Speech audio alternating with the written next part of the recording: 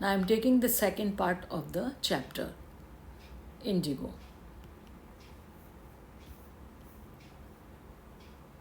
Their spontaneous in thousands around the courthouse was the beginning of their liberation from fear of the British. इनके जो natural तरीके से, प्राकृतिक रूप से, ये जो हज़ारों की संख्या में पीजेंट्स इकट्ठे हो गए थे अराउंड द कोर्ट हाउस, अदालत के बाहर, was the beginning of their liberation. ये एक शुरुआत थी उनकी किसकी? आज़ादी की. फ्रॉम फियर ऑफ ब्रिटिश, ये प्रदर्शित कर रहा था कि वो अब ब्रिटिश के भय से आतंकित नहीं थे.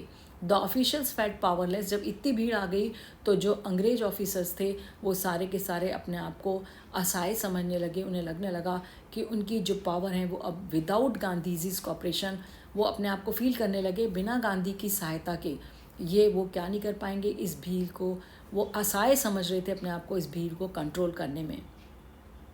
ही help them regulate the crowd. Gandhi ji ने उनकी सहायता की उस क्राउड को, उस भीड़ को व्यवस्थित करने में, मैनेज करने में. He was polite and friendly. Gandhi ji उन लोगों के साथ, ब्रिटिशर्स के साथ फिर भी विनम्र रहे और बहुत मित्रवत रहे. He was giving them concrete proof that there might hitherto dreaded and unquestioned could be challenged by Indians. अब गांधी जी ने उनको एक सॉलिड प्रूफ, पक्का एक मजबूत जो प्रूफ था ये उनके सामने प्रस्तुत कर दिया था.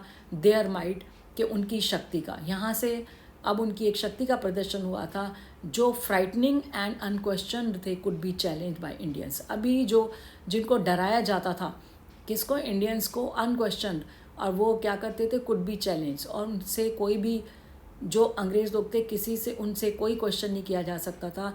Could be challenge by Indians. आज उनको ये उन्होंने महसूस करा दिया था कि वो भी, उनको भी इंडियंस के द्वारा चैलेंज, चुनौती दी जा सकती थी. The government was baffled. अब गवर्नमेंट इस प्रदर्शन को देख करके क्या हो गई? चकरा गई, कन्फ्यूज हो गई, समझ नहीं आ रहा था क्या करें. द प्रोसिक्यूटर, अभियोजक जो था, जो public officer who charges somebody से विद ए क्राइम, जो अभियोजक था, रिक्वेस्टेड द जज, उसने प्रार्थना की जज से कि टू पोस्टपोन द ट्रायल. इस जो मुकदमा है, ये ट्रायल जो मुकदमा है, इसको आगे के लिए खिसका दिया जाए. Apparently the out authorities wish to consult their superior. इससे पता चल रहा था, अपेरेंटली मीन्स क्लियरली, इससे ये स्पष्ट हो गया था कि जो अथॉरिटीज़ थी, जो अधिकारीगण थे, वो चाहते थे इस अपने जो सुपीरियर्स थे, उनसे जो बड़े पद पे, ओहदों पे थे, उनसे वो बातचीत करना चाहते थे इस विषय पर.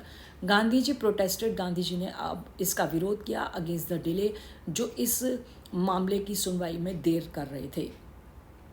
ही read a statement guilty. Gandhi ji ने एक वक्तव्य पढ़ा जिसमें उन्होंने अपने आप को स्वीकारा कि मैं एक दोषी हूँ. He was involve. He told the court. उन्होंने कोर्ट से कहा ठीक है, मैं अपने आप को दोषी मानता हूँ. उन्होंने ऐसे अदालत में वक्तव्य दिया. दोषी कैसे मानते? इन ए कॉन्फ्लिक्ट ऑफ ड्यूटीज़. कहते मेरे बीच में क्लैश ऑफ इंटरेस्ट, कहते मेरे बीच में, कर्तव्यों के बीच में एक क्या आ गया था? कॉन्फ्लिक्ट हो गया था, एक द्वंद्व चल रहा था.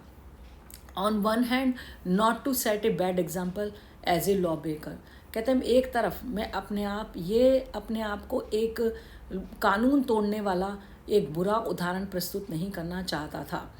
On the other hand to, लेकिन दूसरी तरफ render to the humanitarian and national service. दूसरी तरफ मैं क्या करना चाहता था? Render means to give. मैं देना चाहता था. एक तरफ तो मैं बुरा उदाहरण नहीं देना चाहता था कानून तोड़ने का, दूसरी तरफ render to the humanitarian and national service. दूसरी तरफ मैं क्या प्रस्तुत करना चाहता था? देना चाहता था, मानवीय और राष्ट्रीय आधार पर अपनी सेवा प्रदान करना चाहता था. For which he had come. Gandhi ji ने कहा था वह जिस काम के लिए आए थे उनका काम यही था. He disregarded the order to leave, not for want of respect for lawful authority, but in obedience to the higher law of our being, the voice of conscience. Gandhi ji ने कहा कि वो इस काम के लिए तो आए थे. He disregarded the order to leave. उन्होंने उस ऑर्डर का, जो उनको वहाँ से छोड़ने के लिए, तिरहुत छोड़ने के लिए गया ऑर्डर दिया गया था, उसका उन्होंने अवज्ञा तो की थी, उसको डिसरिगार्ड किया था. Not for want of respect lawful authority. वो ये नहीं उदाहरण प्रस्तुत करना चाहते थे कि वो जो लॉफुल अथॉरिटी है, जो कानून है, वो उसका क्या कर रहे हैं? Not for want of respect of lawful authority but in obedience. वो उसकी जो अथॉरिटी लॉफुल था, जो कानून था, उसका वो उसके सम्मान को किसी तरीके की ठेस नहीं पहुंचाना चाहते थे, बट इन ओबीडियंस, लेकिन वो एक और लॉ जो था, जो क्या था, ओबीडियंस, जिसको वो स्वीकार कर रहे थे, जिसको वो मान रहे थे, द वॉइस ऑफ कॉन्शियस, उनकी अंतरात्मा की आवाज़। वो अंतरात्मा की आवाज़ कहती सेंस ऑफ राइट और wrong. He asked penalty to due. उन्होंने कहा कि वो अपनी मानवीय सेवा को और राष्ट्रीय सेवा को ज़्यादा महत्व दे रहे थे, ये उनकी अंतरात्मा की आवाज़ थी, इसलिए उन्होंने इसको ऑर्डर को नहीं माना। He asked the penalty due. उन्होंने कहा कि मैं ठीक है, मैंने अपने देश के लिए और मानवीय आधार पर मैंने जो उस ऑर्डर को मना कर दिया, ठीक है, आपको यदि गलत लगा। He asked the penalty due. उन्होंने कहा मुझे इसके लिए जो भी पनिशमेंट ड्यू है वो मैं इसको लेने के लिए, स्वीकार करने के लिए तैयार हूँ। The magistrate announce that he would pronounce sentence after a 2 hours races.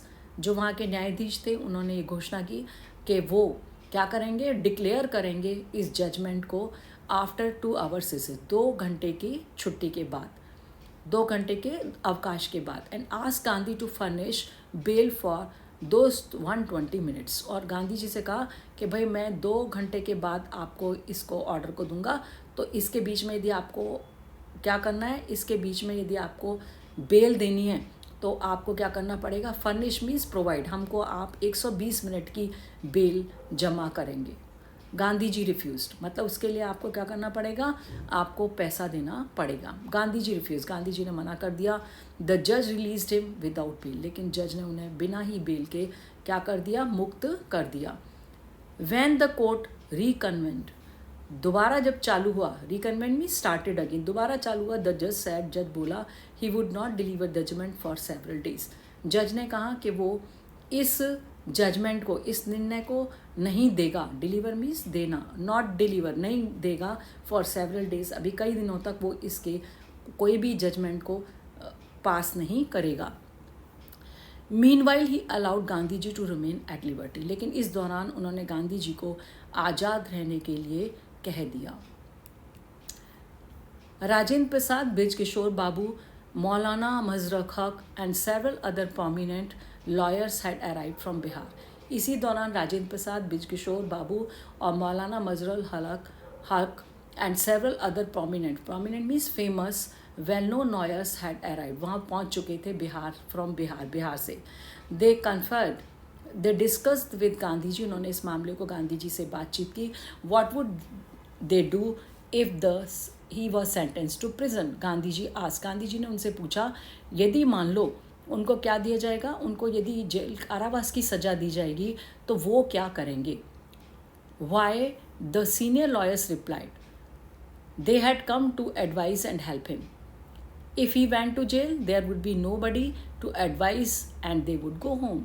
अब गांधी जी ने कहा क्यों, अब इन लॉयर्स ने कहा क्यों। The senior lawyers replied, senior lawyers ने जवाब दिया, they had come to advise and help him. वो यहाँ पर किसके लिए आए थे, उनको सलाह देने के लिए और उनकी सहायता करने के लिए। If he went to jail, यदि गांधी जी जेल जाते हैं, there would be nobody to advise, तो हमारे पास कोई सलाह देने के लिए बचेगा नहीं, and they would go home, और वो वापस अपने घर चले जाएंगे। What about the injustice to the sharecroppers, Gandhi ji demanded. Gandhi ji ने पूछा, demanded means asked, Gandhi ji ने पूछा what about the injustice to the sharecroppers, फिर उस अन्याय का क्या होगा जो बटाईदार किसानों के साथ हो रहा है। The lawyers withdrew to consult, lawyers ने जब ये बात सुनी तो वो वापस आपस में बातचीत करने के लिए चले गए। Rajendra Prasad has recorded the upshot of their consultation. जो राजेंद्र प्रसाद थे उन्होंने ये जो कंक्लूज़न निकाला, निष्कर्ष निकाला अपनी बातचीत का, उन्होंने क्या किया, दे थॉट, उन्होंने सोचा, Among Us themselves the Gandhi was totally A stranger, उन सभी के बीच में गांधी जी कैसे हैं, एक अजनबी इंसान है क्योंकि वो वहाँ के रहने वाले नहीं हैं। And yet he was prepare to go to the prison, और फिर भी वो तैयार हैं कहाँ पर, जेल में जाने के लिए, for the sake of the peasants, इन किसानों के लिए, for the sake of peasant, किसानों की भलाई के लिए। If they on the other hand, और वो क्या कर रहे हैं दूसरे हाथ पर, being only residents of the adjoining districts, जबकि ये सब खुद लोग कहाँ के रहने वाले हैं, रेजिडेंट्स मीन्स निवासी हैं, एडजॉइनिंग डिस्ट्रिक्ट आसपास के ही नियर बाय जिलों के ये क्या हैं, निवासी हैं, but also those who claim to have serve these peasants, और इनमें से बहुत सारे ऐसे भी हैं लॉयर्स जो क्लेम्ड, जो दावा करते थे to have serve these peasants, के वो इन किसानों की सहायता करते हैं। शुड गो होम, क्या उन्हें घर जाना चाहिए? It would B shameful desertion. उन्होंने कहा यदि इस तरीके का हम निर्णय लेते हैं, हम वापस चले जाते हैं एक तरफ, तो हम दावा करते हैं कि हम इनके केसेस को कोर्ट में लड़ते हैं और हम यहीं के रहने वाले हैं, और यदि हम छोड़ के चले जाते हैं गांधी जी को, तो ये हमारे लिए क्या होगा, एक्शन ऑफ लिविंग, जो गांधी जी को छोड़ के जाने का ये जो एक्शन होगा, ये बहुत ही शर्मनाक होगा। They accordingly went back to Gandhi. अब जब उन्होंने ये सब डिसीज़न कर लिया, यहाँ से लेके यहाँ तक ये डिसीज़न कर लिया कि ये बहुत शर्मनाक होगा यदि हम गांधी जी को ऐसी अवस्था में अकेला छोड़कर जाएंगे।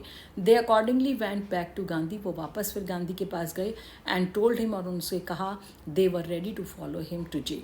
कहते हैं वो भी तैयार हैं उनके साथ, वो भी तैयार थे उनके साथ जेल में जाने के लिए। The battle of Champaran is won, he exclaim.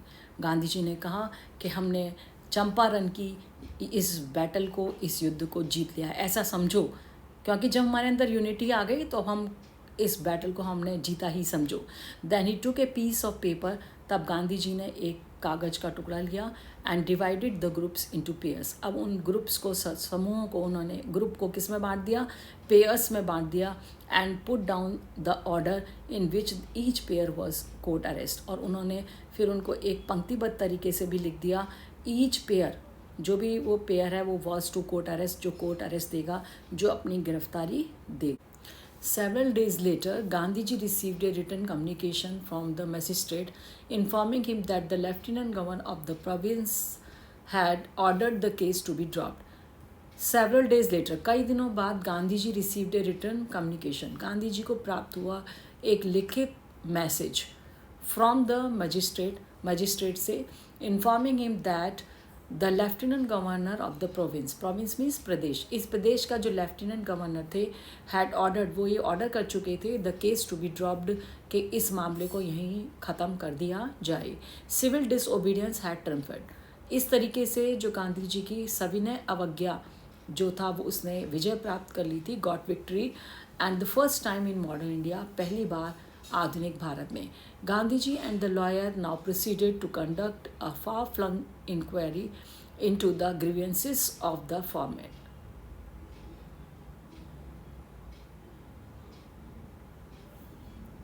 Gandhi ji the lawyers now proceeded, Gandhi ji के जो लॉयर्स थे, जो वकील थे, वो अब आगे उन्होंने स्टेप लिया to conduct a far flung inquiry, उन्होंने इसकी विस्तृत जांच चालू की into the grievances, grievances means complaints, जो शिकायतें आ रही थी ऑफ द फार्मर्स, इन किसानों की, disposition by about 10,000 peasants were written down. अब ये जो एविडेंसेस थे, जो सबूत थे, जो किसके द्वारा 10,000 पेजेंट्स से लिए गए थे, इकट्ठे किए गए थे 10,000 किसानों से, व रिटन डाउन, उनको लिखवाया गया, उनको लिखित रूप में तैयार किया गया, and notes made on the evidences, और उन सबूतों के ऊपर टिप्पणियाँ भी की गईं। डॉक्यूमेंट्स वर कलेक्टेड, और सारे डॉक्यूमेंट्स को इकट्ठा किया गया, एकत्र किया गया।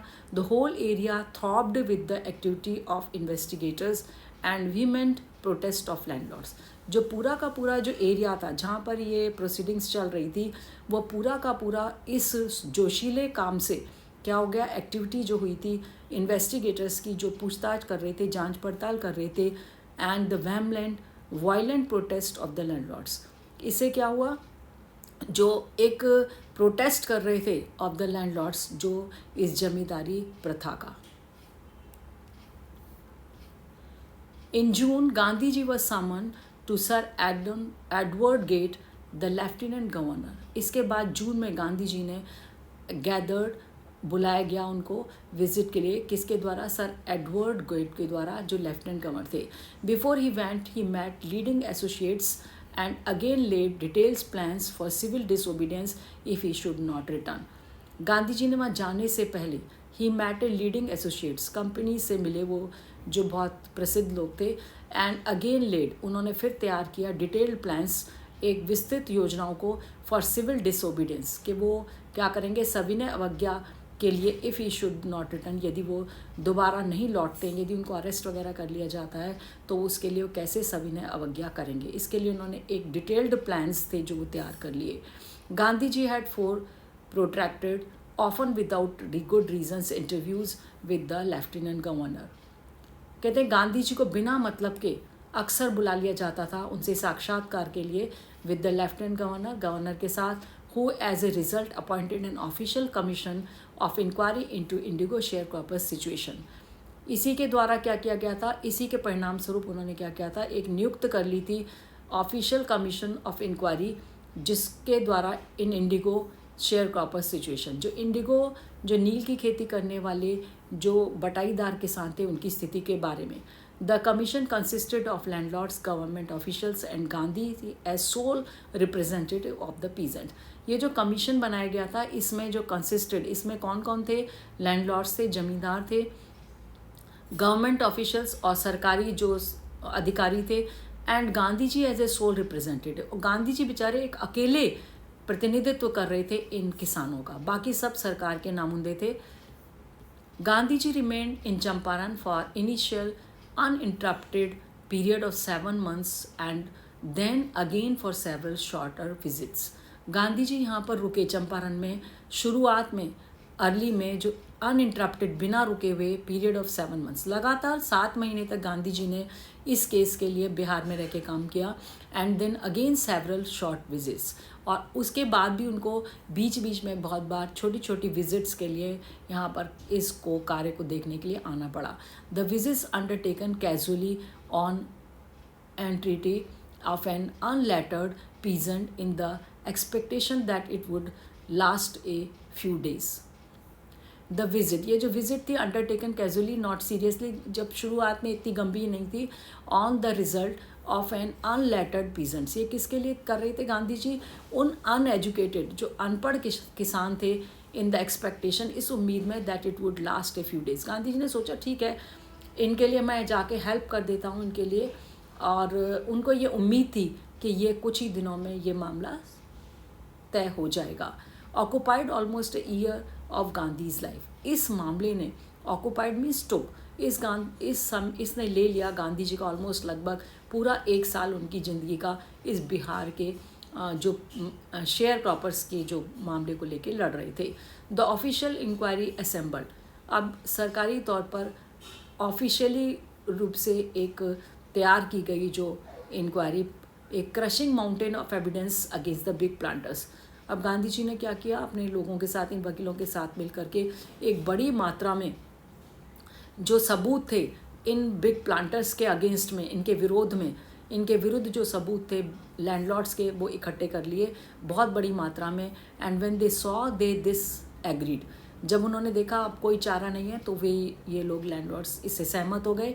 इन प्रिंसिपल, सिद्धांत रूप से, to make refunds to the peasants. उन्होंने कहा ठीक है हम इन किसानों को इनका पैसा वापस कर देंगे, बट हाउ मच वी पे, must pay, they ask Gandhi. उन्होंने गांधी से प्रश्न किया, ठीक है we are ready to just return their money, कि हम तैयार हैं, but how much we must we pay, लेकिन हमको कितना पैसा वापस करना होगा। They thought he would demand repayment in full of money. उन्होंने ये सोचा था कि गांधी जी जो क्या करेंगे, वो मांग करेंगे repayment in full of the money, पूरे पैसे को वापस मांगेंगे जितना इन्होंने किसानों से लिया है, which they had illegally and deceitfully extorted from the sharecroppers. जो उन्होंने इन बटाईदार किसानों से जो पैसा ले लिया था इलीगली, अवैधानिक रूप से और धोखे से, वो कहते उस पैसे को क्या करेंगे, वापस कर देंगे।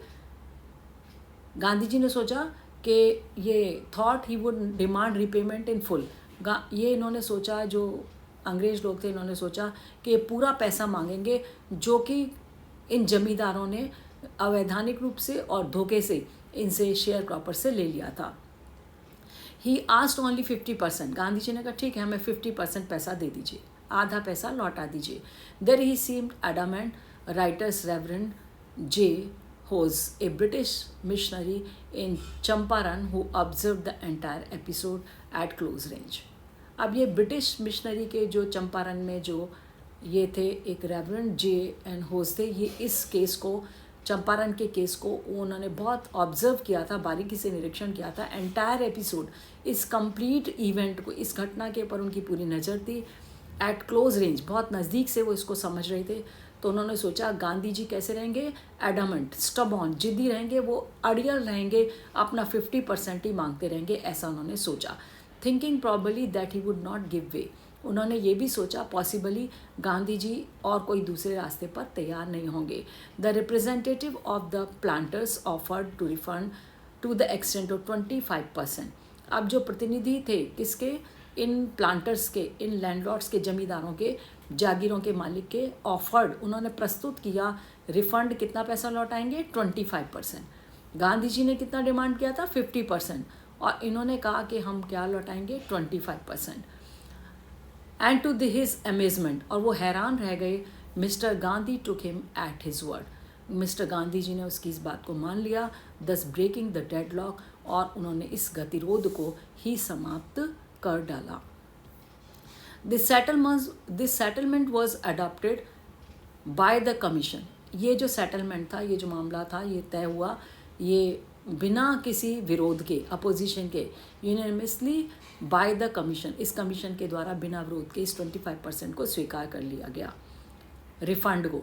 गांधी जी एक्सप्लेन, गांधी जी ने समझाया लोगों को that the amount of the refund was less important, उनके लिए ये जो मात्रा थी पैसे की जो वापस होना था, ये ज़्यादा इम्पॉर्टेंट नहीं था, ज़्यादा महत्वपूर्ण नहीं था, देन द फैक्ट, इस तथ्य से, that the landlords had been obliged, कि जो लैंडलॉर्ड्स थे, जो जागीरदार थे, इनको मजबूर किया गया to surrender part of money, कि वो अपने पैसे का कुछ हिस्सा उन इंडियंस को दें। सबसे बड़ी बात ये थी कि उनकी हार हो गई, उनको क्या करना पड़ा, सरेंडर करना पड़ा, अपने इस पैसे को देना पड़ा, किसको, इंडियंस, जो फार्मर्स को, with it part of their Prestige, और ये उनके लिए एक क्या था, उनके ऑनर के लिए भी एक चोट थी। मतलब वो अपने आप को बहुत समझते थे कि वो, उनको कोई हरा नहीं सकता, उनके अगेंस्ट में कोई निर्णय नहीं जा सकता, लेकिन ऐसा उनकी प्रेस्टीज को, उनके ऑनर को, सम्मान को एक बहुत बड़ी ठेस थी। Therefore as far as the peasants were concern, the planters had behaved as lords above the law, therefore इसलिए as far as the peasants were concerned, जो हमारे ये किसान थे, इनका मामला जो था, the planters had behaved, इनसे जो planters थे, landlords से कैसा behave करते थे, as lords, जैसे वो उनके मालिक हों, above the law, और वो कानून से भी बढ़कर हों, इस तरीके का उन्होंने माहौल क्रिएट किया हुआ था। नाउ द peasants saw, लेकिन अब किसान ने क्या देखा, दैट ही हैड राइट्स, उसके पास अधिकार थे, एंड डिफेंडर्स, और उसको लॉ को प्रोटेक्ट करने वाले भी उसके साथ थे, प्रोटेक्टर्स भी थे उसके साथ, उसको सुरक्षा प्रदान करने वाले भी थे। ही लर्न करेज, इससे भारतीय किसान को क्या मिला, एक साहस मिला, वो सीखा साहस। इवेंट्स जस्टिफाइड गांधीज पोजीशन, और ये जो घटनाएं घटी, ये जो इवेंट्स घटे, इन्होंने न्यायोचित ठहराया गांधी की स्थिति को। Within a few years the British planters abandoned their estates, और कुछ ही सालों के अंदर सारे जो ब्रिटिश प्लांटर्स थे, ब्रिटिश लैंडलॉर्ड्स थे, जमींदार थे, उन्होंने अपने एस्टेट्स को छोड़ दिया, अपनी जागीरों को छोड़ दिया, स्वतः छोड़ दिया। They reverted, gave back the peasants, उनको उन ज़मीनों को वापस, उन ज़मीन के जो असली किसान थे, जो पीजेंट्स थे, जो उनके यहाँ किराए पे काम करते थे, उन्हें वापस कर दिया। इंडिगो शेयर क्रॉपिंग डिसअपियर्ड, और इस प्रकार से नील की जो बटाई वाली खेती थी, वो अपने आप धीरे धीरे गायब हो गई, समाप्त हो गई। Gandhi ji never contented himself with the large political और इकोनॉमिक सॉल्यूशन, गांधी जी कभी भी संतुष्ट नहीं हुए अपने आप से इस लार्ज पॉलिटिकल और इकोनॉमिक सॉल्यूशन से। ये एक बड़ा उन्हें राजनीतिक और आर्थिक जो हल मिले थे, इनसे वो अभी संतुष्ट नहीं थे। He saw that cultural and social backwardness in Champaran villages, Gandhi ji देख चुके थे, उन्होंने देखा था सांस्कृतिक और सामाजिक पिछड़ापन जो देखा था चंपारण के गांवों में, and wanted to do something about it immediately. अब वो कुछ जल्दी ही, इमीडिएटली मीन्स तुरंत, उसके लिए कुछ करना चाहते थे। ही अपील्ड, उन्होंने लोगों से अपील की, फॉर टीचर्स से, Madhav Desai and Narhari Parekh, two young men who had justified joined Gandhi ji as disciples, and their wives volunteer. ये जो दो गांधी जी के शिष्य थे, जिन्होंने अभी अभी गांधी जी को ज्वाइन किया था, और उनकी जो पत्नियां थी उन्होंने स्वेच्छा से बिना पैसे लिए अपनी सेवाएं प्रदान की फॉर द वर्क, इस काम के लिए, टीचिंग के लिए। Several more come from Bombay, और बहुत सारे लोग और भी बॉम्बे से आ गए, पूना से आ गए, and other distant parts of the land, और भारत के दूसरे दूर दूर क्षेत्रों से भी लोग इनकी सेवा देने के लिए चंपारण में आ गए। देवदास गांधी जी यंगेस्ट सन, देवदास जो गांधी जी के सबसे छोटे बेटे थे, अराइव्ड, वो भी पहुंच गए from the ashram, and so did Mrs Gandhi, Gandhi ji के सबसे छोटे बेटे भी पहुंच गए आश्रम से, और उनकी पत्नी भी। Primary schools were open in 6 villages, और 6 गांवों में क्या किया गया, प्राथमिक स्कूलों को खोला गया। कस्तूरबा बाई टॉट द आश्रम रूल्स, और कस्तूरबा बाई वहाँ पर आश्रम के नियमों को समझाती थी। ऑन पर्सनल क्लीननेस, अपनी व्यक्तिगत स्वच्छता को, एंड कम्युनिटी सैनिटेशन, और वहाँ की सामुदायिक स्वच्छता के विषय में उन्हें समझाती थी। हेल्थ कंडीशंस वर मिजरेबल, उस समय हमारे देश में यहाँ चंपारण में हेल्थ, स्वास्थ्य संबंधी जो स्थितियाँ थी वो बहुत ही दयनीय थी। Gandhi ji got a doctor to volunteer his services for 6 month, Gandhi ji को एक डॉक्टर ने स्वेच्छा से अपनी सेवा, बिना पैसे के अपनी सेवाएं प्रदान की 6 महीने के लिए यहाँ पर। 3 मेडिसिन्स वर अवेलेबल, हमारी बहुत ही यहाँ पर दयनीय दशा थी, मेडिकल कंडीशंस जो थी। 3 मेडिसिन्स वर अवेलेबल, केवल 3 ही दवाइयाँ उपलब्ध थी यहाँ पर, कास्टर ऑयल, अरंडी का तेल, कोनैन, एंड सल्फर ऑइंटमेंट, और सल्फर का महलम। Anybody who showed a coated tongue, यदि किसी की जबान पर, जीभ पर यदि कोई मैल दिखाई देता था, was given A dose of caster oil, उसे 1 डोज कास्टर ऑयल, अरंडी का तेल दे दिया जाता था। एनीबडी विद मलेरिया, यदि किसी को मलेरिया फीवर होता था, मलेरिया बुखार, रिसीव्ड कुनैन, उसे कुनैन दे दी जाती थी प्लस कास्टर ऑयल, और पेट साफ करने के लिए उसे अरंडी का तेल दे दिया जाता था। एनीबडी विद स्किन एरप्शंस, यदि किसी व्यक्ति के स्किन पर, चमड़ी पर किसी तरीके की फोड़े फुंसियाँ हैं, तो received ointment plus caster oil, उसको वो मलहम दे दी जाती थी, और उसके साथ साथ उसे कास्टर ऑयल पेट साफ करने के लिए दे दिया जाता था। Gandhi ji noticed filthy states of women clothes, Gandhi ji ने वहाँ की औरतों की बहुत गंदी अवस्था देखी, उन औरतों के कपड़ों की। ही आस्क्ड कस्तूरबा, उन्होंने कस्तूरबा बाई से कहा to talk them about it, कि वो उनसे इसके बारे में बात करें। One women took Kasturba into hut and said, एक औरत उनमें से कस्तूरबा को अपनी झोंपड़ी में ले गई और बोली, look there is no box a cupboard for here for clothes, देखो हमारे यहाँ पर ना हमारे पास कोई बक्सा है, ना कोई अलमारी है इन कपड़ों को रखने की। The sari I am wearing is the only I have, केवल एक ही मेरे पास जो मैं पहने हुए हूँ, the sari I am wearing, जो साड़ी केवल मैंने पहनी है, इज़ द ओनली वन, केवल यही मेरे पास है।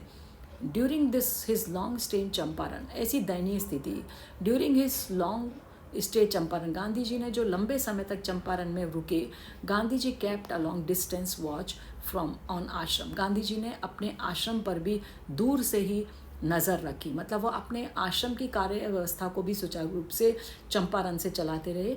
ही सेंट रेगुलर इंस्ट्रक्शंस, वो वहाँ से नियमित रूप से निर्देश भेजते थे बाय मेल, डाक से, and ask for financial accounts, और उनसे वित्तीय अकाउंट्स के बारे में भी बात किया करते थे, पैसे संबंधी बातें भी किया करते थे। वंस ही रोट, कोई ऐसी व्यवस्था, कोई पैसे की कमी हो रही हो, कोई प्रॉब्लम आ रही हो, उसमें भी बात करते थे। Once he wrote to the residents that it was the time to fill the old trenches, old latrine trenches, एक बार गांधी जी ने वहाँ के निवासियों को जो आश्रम में रहते थे लिखा था कि ये समय आ गया है, time to fill the old trenches, के तो उनको क्या करना चाहिए, लैट्रिन की जो मल की, निष्कासित मल की जो खाइयाँ हैं उनको क्या कर देना चाहिए, वो पुरानी हो गई हैं, वो भर चुकी हैं, उनको क्या करना चाहिए, एंड डिग न्यू वंस, उनको बंद कर देना चाहिए और उन्हें खोदनी चाहिए नई ऐसी खाइयाँ। Otherwise the old ones would begin to smell bad, नहीं तो जो पुरानी जो खाइयाँ हैं जो मल की, वहाँ पर बुरी तरीके से बदबू आने लग जाएगी। तो गांधी जी यहाँ से अपने आश्रम की व्यवस्था को भी सुचारू रूप से संभालते थे। The Champaran episode was a turning point in Gandhi's life, ये चंपारण का जो इवेंट था, ये जो घटना घटी थी, ये गांधी के जीवन में एक बहुत बड़ा परिवर्तन लाया। What I did, Gandhi ji ने बताया मैंने क्या किया था। ही एक्सप्लेन्ड, उन्होंने समझाया। Was a very ordinary thing, एक तो बहुत ही आम सी बात थी, सिंपल साधारण बात थी। I declared that the British could not order me about in my own country, मैंने ये चीज़ स्पष्ट रूप से घोषणा कर दी कि ब्रिटिश हमको क्या नहीं कर सकती थी, कोई भी ऑर्डर नहीं दे सकती थी मेरी कंट्री के अंदर। British could not order me about in my own country. मेरी कंट्री में ब्रिटिश कोई भी ऑर्डर मुझे नहीं दे सकती थी। But Champaran did not begin as an act of defence disobedience. Champaran जो शुरुआत हुई थी इसकी इससे शुरुआत नहीं हुई थी कि एक ऐसा कार्य नहीं था कि उसमें अवज्ञा को अपनाया गया हो। It grew out an attempt to elevate the distress of large numbers of poor peasants. वास्तव में इसकी शुरुआत कैसे हुई थी, कैसे बढ़ा? एक कोशिश थी हटाने की, एलिवेट मीन्स रिमूव करने की, हटाने की, द डिस्ट्रेस जो दुख था एक बड़ी संख्या में जो बेचारे गरीब किसान थे उनके दुख को दूर करने के लिए इसको अवज्ञा का, डिसओबीडियंस का सहारा लिया गया था। This was a typical Gandhi pattern. ये एक खास तरीके का गांधी का अपना तरीका था। His politics were intertwined with the practicals. अब गांधी जी की जो राजनीति थी ये मिक्स हो गई इसके प्रायोगिक रूप में day to day problems of millions. अब लोग इसका सहारा लेने लगे, अपनी दैनिक जो भी समस्याएं होती थी मिलियंस लोगों की, वो अब गांधी जी के इसके डिसओबीडियंस का सहारा लेने लगे। His was not a loyalty of obstructions, it was a loyalty to living. कहते हैं his was not a loyalty, ये एक लॉयल्टी नहीं थी किसके लिए, बैरियर्स के लिए। It was a loyalty to living, ये उनके फेथफुलनेस था उनके अपने लिविंग के लिए, अपनी जीविका के लिए, ह्यूमन बींग्स मनुष्यों के लिए। कि मतलब ये उनके लिए एक सही वफादारी तरीका था कि वो अपने लिए इसका सहारा ले सकते थे। इन एवरीथिंग गांधी डिड, जो भी गांधी जी ने किया, moreover he tried to mould a new free Indian. उन्होंने ये जो कोशिश की थी, एक शेप दी थी एक नए आज़ाद भारत को, जो उसकी शुरुआत थी, who could stand on his own feet, वो भारत, नया भारत जो अपने पैर पे खड़ा हो सकता था। उनकी सोच में परिवर्तन किया था एंड दस मेक इंडिया फ्री। इस प्रकार से गांधी जी ने भारत को आज़ाद किया।